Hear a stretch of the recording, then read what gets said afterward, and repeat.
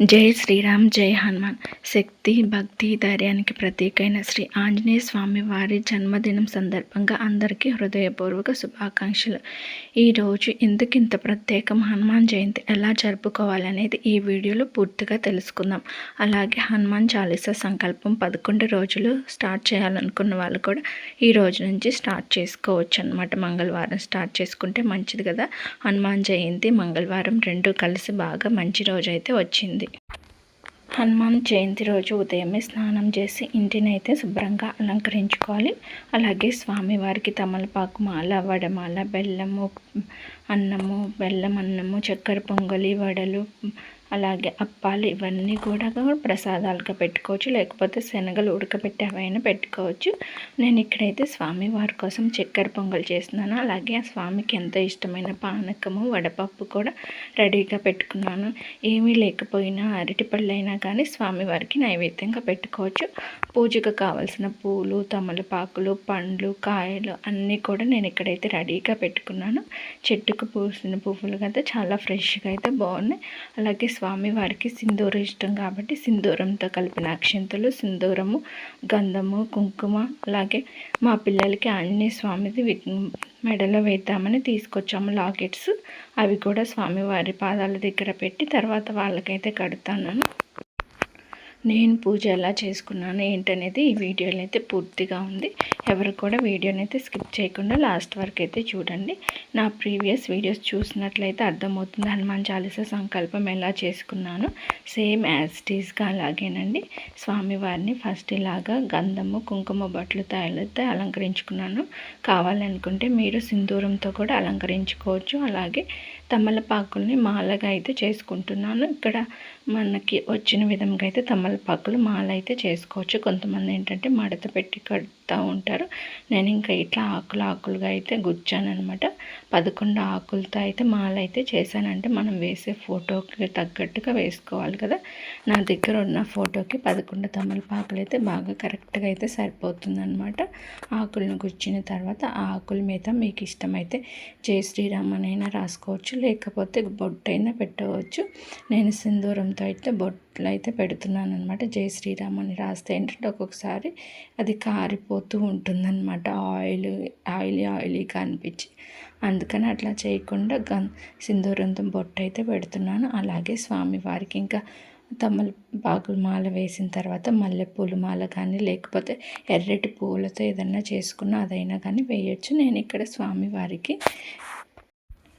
మల్లెపూలతో చేసుకున్న మాల అయితే ఉంది. ఆ మాలను అయితే వేసి అలంకరించుకుంటున్నాను. తర్వాత ఎర్రటి మందారాలు అయితే ఉన్నాయన్నమాట. ఆ మందార పువ్వులతో కూడా స్వామివారిని అయితే చక్కగా అలంకరించుకున్నాను. అలాగే 3 తమలపాకుల మీద ఆ సింధూరంతో అయితే రాసుకున్నాను అనమాట, శ్రీరామ అని.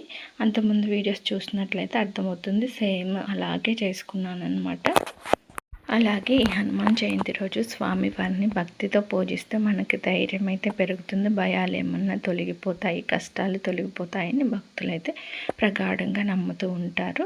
ఇంకా స్వామివారిని అలంకరించుకున్న తర్వాత దీపం అయితే వెలిగించుకున్నాను. దీపాన్ని ఏకహారతితో కానీ సాంబ్రాణి కడ్డీతో కానీ అలాగా వెలిగించుకుంటూ ఉంటారు.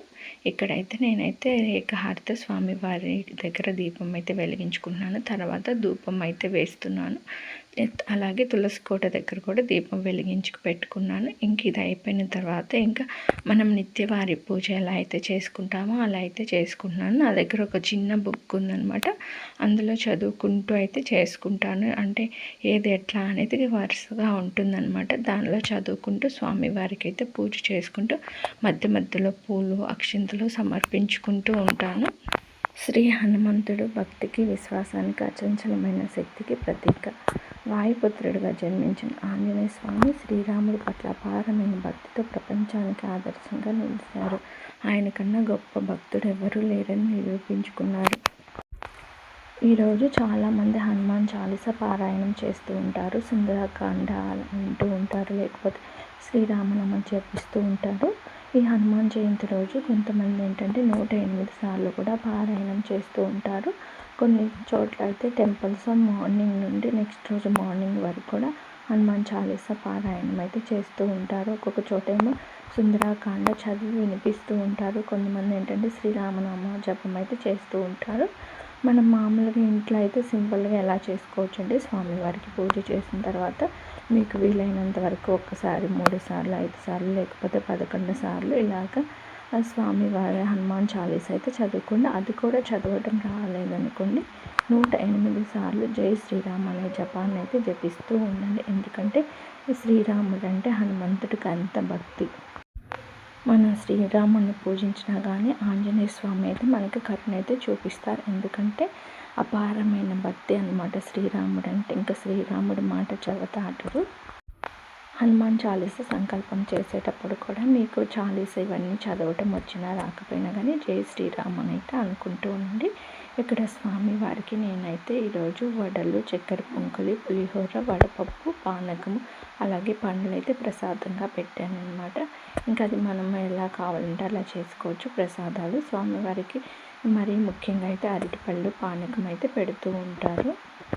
ఈ హనుమాన్ జయంతి సందర్భంగా అందరి జీవితాల్లో ఆనందం, ఆరోగ్యం, విజయం నిండాలని ఆంజనేయ స్వామి వారిని ప్రార్థిస్తున్నాను. అలాగే ఈ వీడియో నచ్చితే లైక్ చేయండి, మీ కుటుంబ సభ్యులకి షేర్ చేయండి. ఇలాంటి మరికొన్ని భక్తి వీడియోల కోసం నా ఛానల్ని సబ్స్క్రైబ్ చేసుకోవడం మర్చిపోవద్దు. ఇలాగ స్వామివారికి పూజ అయితే చేసుకొని తర్వాత ఇలాగ అరటి పండు మీద దీపం అయితే వెలిగించుకుంటున్నాను. ఒక అరటి పండుని 5 ముక్కలుగా అయితే చేసుకొని చిన్న గుంటగా చేసి వాటిపైన ఇలాగ పువ్వు ఒత్తులు పెట్టుకొని నెయ్యి కానీ నూనెతో కానీ ఇలాగ దీపం అయితే వెలిగించుకొని ప్రత్యేకంగా ఈ ఆంజనేయ స్వామికి ఈరోజు అయితే హారతి అయితే ఇలా ఇస్తున్నాను. ఈ దీపం ఎలా చేసుకోవాలి ఏంటి అనేది తెలియకపోతే కామెంట్ సెక్షన్లో కామెంట్ చేయండి. అది కూడా ఒకసారి అయితే చూపిస్తాను. స్వామివారికి హారతి ఇచ్చిన తర్వాత ఇంకా పూజ అయితే ముగించుకున్నాను. తులసి కోట దగ్గర అయితే పూజ కూడా చేసుకున్నాను అనమాట. తర్వాత ఇంకా యథావిధిగా నా రోజు అయితే ప్రారంభమైపోయింది. ఇంకా పిల్లలకి కూడా ఈ స్వామివారి ఇవి ఉన్నాయి కదా, వాళ్ళు స్నానాలు చేసిన తర్వాత వాళ్ళకైతే మెడలు అయితే అవి కట్టాము. కొంతమంది అయితే హనుమాన్ చాలీసా సంకల్పం చేసుకున్న వాళ్ళైతే కొన్ని డౌట్లు అయితే అడుగుతున్నారు. పూజ చేసినప్పుడు సడన్గా పీరియడ్స్ వస్తే ఏం చేయాలని, పీరియడ్స్ వచ్చినప్పుడు పూజ అయితే ఆపివేయాలండి. మళ్ళీ ఫస్ట్ నుంచి అయితే స్టార్ట్ చేసుకోవాలి మనము స్నానం చేసిన తర్వాత. ఎందుకంటే ఒక్కొక్కసారి అన్ఎక్స్పెక్టెడ్గా అలా జరుగుతూ ఉంటాయి కాబట్టి మనం 3 రోజులు చేసినా 4 రోజులు చేసినా అదైతే లెక్కలోకి రాదు. ఈవెన్ లాస్ట్ డే అయినా కానీ అదే లెక్కలోకి రాదనమాట. కంటిన్యూగా 11 రోజులైతే ఈ పూజ అయితే చేయాలి. ఇంకా అలాగే స్వామివారికి సాయంత్రం కూడా ఇలాగ శనగలను అయితే నైవేద్యంగా పెట్టుకున్నాను. ఇంకా మంగళవారం రోజు స్వామివారిని కదిలించకూడదు కాబట్టి బుధవారం పొద్దున్నే ఇలాగ స్వామివారికి నైవేద్యం పెట్టి ధూపం అయితే వేసి తర్వాత స్వామివారి ఫోటోని అయితే తీసి వేరొక చోట అయితే పెట్టుకున్నాను. ఈ వీడియో అయితే మీ అందరికీ నచ్చిందని ఆశిస్తున్నాను. నచ్చినట్లయితే కామెంట్ చేయండి. కామెంట్లో జై శ్రీరామ్ అని